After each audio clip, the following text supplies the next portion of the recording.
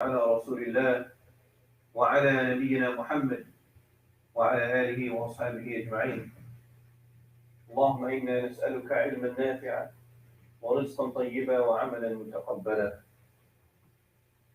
Alhamdulillah, we're continuing on our dars in the book Umdatu al-Fiqh by Ibn Qudama al-Maqdisi rahimahullah, and we are on the chapter or the book of Hajj, and we are now on the chapter that is discussing the throwing of the stone, or stoning the devil, the symbolic stoning of the devil.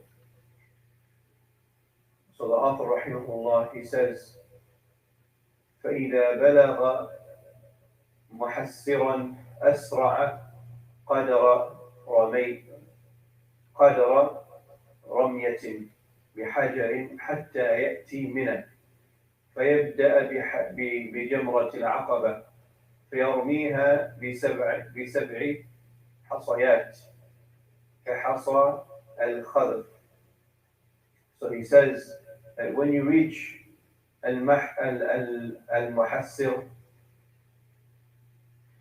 and this is the place where Abraha and his army were stopped before they went into the Kaaba. So this is a place where Allah subhanahu wa ta'ala prevented the elephant of Abraha from proceeding when Abraha came to demolish the Kaaba. And the Prophet sallallahu alaihi wasallam, he did not like to stay for very long periods of time in places where nations were destroyed. So that is why the scholars say that when you reach this area, you should hasten to move from that area. So he should hasten until he arrives at Mina, about the distance of a stone throw. Then he should start with the Jamarat al-Aqaba. So the big Jamarat, what they call Jamarat al-Aqaba literally means the big Jamarat. Throwing 7 pebbles at it that are like the pebbles for throwing. And the description of the pebbles are like the size of a chickpea, which is smaller, or it is a size that is smaller than a hazelnut but larger than a chickpea. So something which is smaller than a hazelnut but a little bit larger than a chickpea. يكبر مع كل حصاة, and he says Allahu Akbar with every throw.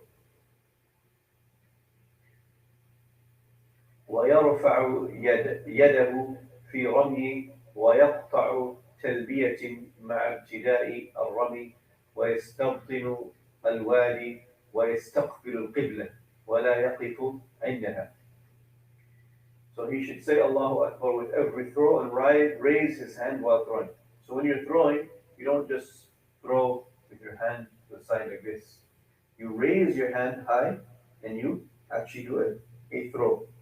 Right? That is the sifa or the description of how you should throw the pebble. You should not just put it into the area where the stoning happens, like just put it or pass it on. You should actually raise your hand and throw. You should also interrupt the talbiyah once he starts throwing. So once you start the throwing, that is when your talbiyah stops. So the labbaik Allahumma labbaik, labbaik la sharika lak, labbaik, innal hamda wal ni'mata lak wal mulku la sharika lak. This talbiyah stops at that time. And that is when it stops when you start to throw the first jamarat. You should stand in the middle or the bottom of the valley and face the qibla, and he should he should face the qibla, and then he should not stand by it. Meaning that you should make the jamarat in between you and the qibla in front. So there are 2 sides to the jamarat. You can either throw with your back facing the qibla, or you can come around and you can make the jamarat and then the qibla behind it, and you throw and you're facing the qibla. So that is the ideal way to throw for the jamarat. Also, after you're done throwing the jamarat, you do not stand. You don't go beside it and stand and make dua. This will be done for the other jamarat. So this is the first one you throw and you continue your way. There's no standing to make dua after this one. And this is the first This is when you're stoning on the first day for the big Jamal. ثم ينحر هديه ثم يحلق رأسه أو يقصره ثم قد حل له كل شيء إلا النساء. After he completes the stoning, then he goes and he slaughters his animal, or he instructs the one that is slaughtering for him to slaughter his animal. And then he shaves his head or he shortens his hair. So if you are a man, then it is better for you to shave your hair fully, and it's also permissible for you to shorten your hair. However, we know that shaving the head is more virtuous, as the Prophet ﷺ prayed for the one that shaved his head 3 times, and he made dua for the one that shaved his head, that cut his hair or shorten his hair only once. For women, they will cut their hair, uh, they'll cut their hair for a short amount, or clip their hair a short amount after completeness. Then everything after, so after this, everything for him is permissible except contact or except intercourse with women. ثم يفيض إلى مكة فيطوف لزيارة وهو طواف الذي به تمام الحج. And then he should proceed to Mecca and he should perform tawaf al-ziyarah, or it's also called tawaf al-ifada. So he proceeds to Mecca and performs his tawaf al-ifada, and then this is the mandatory tawaf which your hajj becomes with which your hajj becomes complete. So this is the mandatory tawaf for hajj. ثم يسعى بين الصفا والمروة إن كان متمتعا أو ممن لم يسعى مع طواف القدوم. And then he goes to perform sa'i for the one that is performing tamattu', hajj tamattu', and for the ones that did not perform hajj tamattu', but he did not perform his sa'i when he did his first tawaf, when he did tawaf al-qudum, when he entered, then he goes and he performs the sa'i. If you remember earlier, we said that if you're performing hajj, if you're doing hajj al-ifrad, or ifrad, or you're doing hajj al-qiran, then you can do taqdeem, you can bring forth your sa'i when you do the first tawaf, when you enter Mecca.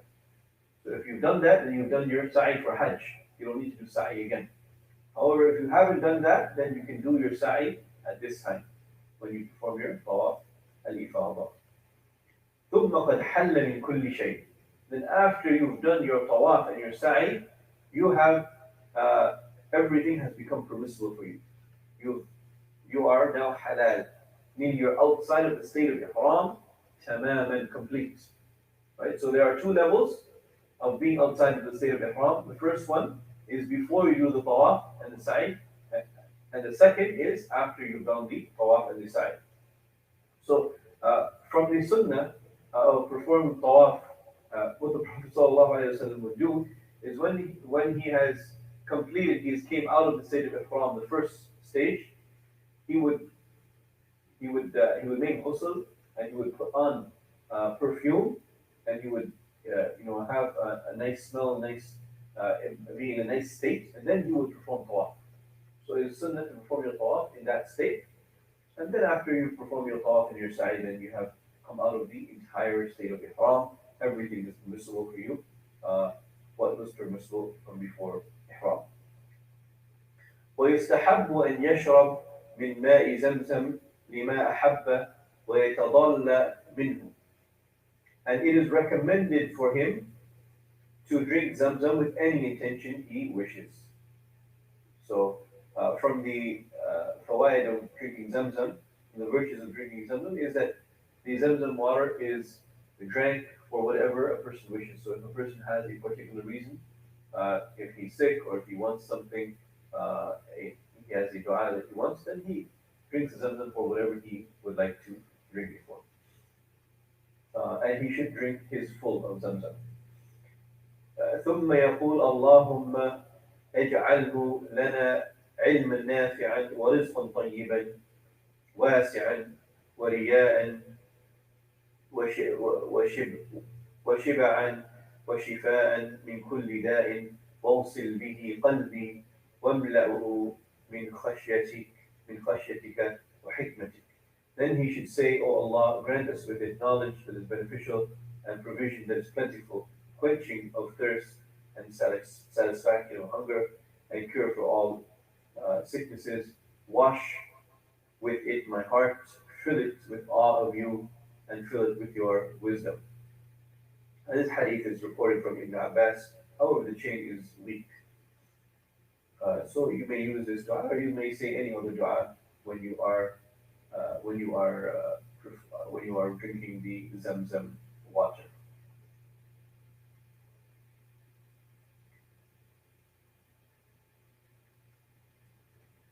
Now we will end off here, inshallah. وصلى الله على نبينا محمد وعلى آله وأصحابه أجمعين.